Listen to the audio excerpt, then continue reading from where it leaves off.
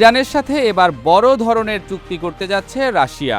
আর এমন খবর প্রকাশ্যে আসার পর ইরানের প্রতিরক্ষা মন্ত্রণালয় থেকে দাবি করা হয়েছে যুক্তরাষ্ট্র যুদ্ধ থেকে বের হওয়ার জন্য মুখ রক্ষার পথ খুঁজছে। শনিবার পাকিস্তানের প্রভাবশালী পত্রিকা ডনের অনলাইন প্রতিবেদনে এই তথ্য জানানো হয়েছে। অন্যদিকে পাকিস্তানে যুক্তরাষ্ট্র ইরানের দ্বিতীয় দফা বৈঠকও অনিশ্চয়তার মধ্যে পড়েছে। ইরানের প্রতিরক্ষা মন্ত্রণালয়ের একজন মুখপাত্রের বরাত দিয়ে বলা হয়েছে, আমাদের সামরিক বাহিনী এক অপ্রতিরোধ্য শক্তি এবং শত্রুপক্ষ যে যুদ্ধের চোরাবালিতে আটকা পড়েছে তা থেকে মুখ রক্ষার জন্য পালানোর পথ খুঁজছে। অন্যদিকে জ্বালানি খাতে $400 কোটি চুক্তি করতে সম্মত হয়েছে রাশিয়া ও ইরান। পশ্চিমা নিষেধাজ্ঞার চাপ মোকাবিলা এবং পারস্পরিক সম্পর্ক আরও জোরদার করতে বড় জ্বালানি চুক্তির পথে এগোচ্ছে এই দুই দেশ। এ চুক্তির মাধ্যমে ইরানের 7টি তেলক্ষেত্র যৌথভাবে উন্নয়ন করা হবে। রাষ্ট্রীয় টেলিভিশনে এক বক্তব্যে ইরানের জ্বালানি মন্ত্রী মোহসেন পাকনেজাদ জানিয়েছেন, রাশিয়ার বিভিন্ন প্রতিষ্ঠানের সহযোগিতায় এই প্রকল্প বাস্তবায়ন করা হবে। যদিও চুক্তিটি এখনও চূড়ান্ত হয়নি, তবে দুই দেশ দ্রুত এটি সম্পন্ন করার চেষ্টা করছে। এদিকে ওপেক ও তার মিত্রদের নিয়ে গঠিত জোটে জ্বালানি উৎপাদন বাড়ানো নিয়ে মতবিরোধ দেখা দিয়েছে। কিছু দেশ উৎপাদন বাড়াতে চাইলেও সবাই সেই সিদ্ধান্তে একমত নয়। অপরদিকে মার্কিন প্রেসিডেন্ট ডোনাল্ড ট্রাম্প তেলের দাম কমানোর আহ্বান জানিয়েছেন এবং ইরানের ওপর সর্বোচ্চ চাপ প্রয়োগের নীতি জোরদার করেছেন। তার লক্ষ্য হলো ইরানের তেল রপ্তানি শূন্যের কাছাকাছি নামিয়ে আনা। এমন অবস্থায় ইরানের পাশে দাঁড়ালো রাশিয়া, যা নতুন করে চিন্তায় ফেলে দিয়েছে ট্রাম্পকে। রাশিয়ার বৃহৎ জ্বালানি কোম্পানি গ্যাসপ্রম এই প্রকল্প বাস্তবায়নে গুরুত্বপূর্ণ ভূমিকা রাখতে পারে বলে জানা গেছে। এর আগে প্রতিষ্ঠানটি ইরানের সঙ্গে গ্যাস সরবরাহ নিয়েও সমঝোতা করেছে।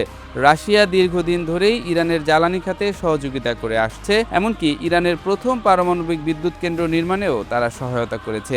ভবিষ্যতে রাশিয়া থেকে ইরানে বড় পরিসরে প্রাকৃতিক গ্যাস সরবরাহের পরিকল্পনাও করছে মস্কো আর তেহরান।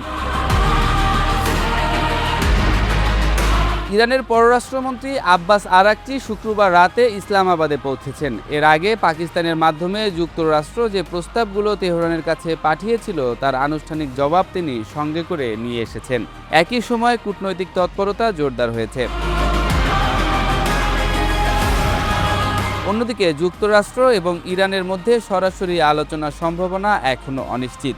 ইরানের পররাষ্ট্র মন্ত্রণালয় জানিয়ে দিয়েছে, সরাসরি যুক্তরাষ্ট্রের সঙ্গে আলোচনার কোনো সুনির্দিষ্ট শিডিউল নেই। পাকিস্তানের পররাষ্ট্র মন্ত্রণালয়ের এক বিবৃতি অনুযায়ী ইসলামাবাদে পৌঁছানোর পর আরাকচিকে স্বাগত জানান উপপ্রধানমন্ত্রী ও পররাষ্ট্রমন্ত্রী Ishaq Dar, chief of defence forces field marshal Asim Munir. এতে বোঝা যায় পাকিস্তান এই সফরকে কতটা গুরুত্ব দিচ্ছে। বিবৃতিতে বলা হয়, এই সফরের সময় ইরানের পররাষ্ট্রমন্ত্রী পাকিস্তানের শীর্ষ নেতৃত্বের সঙ্গে বৈঠক করবেন, যেখানে সর্বশেষ আঞ্চলিক পরিস্থিতি এবং আঞ্চলিক শান্তি ও স্থিতিশীলতার প্রচেষ্টা নিয়ে আলোচনা হবে। এই সফরটি এমন এক সংবেদনশীল সময়ে হচ্ছে যখন যুক্তরাষ্ট্র ইরান অচল অবস্থার মধ্যে একটি নাজুক যুদ্ধবিরতি কাগজে কলমে কার্যকর রয়েছে, কিন্তু নৌ অবরোধ, পারমাণবিক সীমাবদ্ধতা এবং ছাড় দেওয়ার ধাপ নির্ধারণের মতো মূল বিরোধগুলো এখনও অমীমাংসিত। তেহরান থেকে 3 দেশ ওমান, রাশিয়া এবং পাকিস্তান সফর শুরুর আগে এক্সে দেয়া এ পোস্টে আরাকচি বলেন, আমার এই সফরের উদ্দেশ্য হলো দ্বিপাক্ষিক বিষয়গুলোতে অংশীদারদের সঙ্গে ঘনিষ্ঠ সমন্বয় করা এবং আঞ্চলিক পরিস্থিতি নিয়ে পরামর্শ করা। পাকিস্তানি কর্মকর্তারা জানান, এই সফরের মূল উদ্দেশ্য হলো অভ্যন্তরীণ আলোচনার পর তেহরানের চূড়ান্ত অবস্থান জানানো।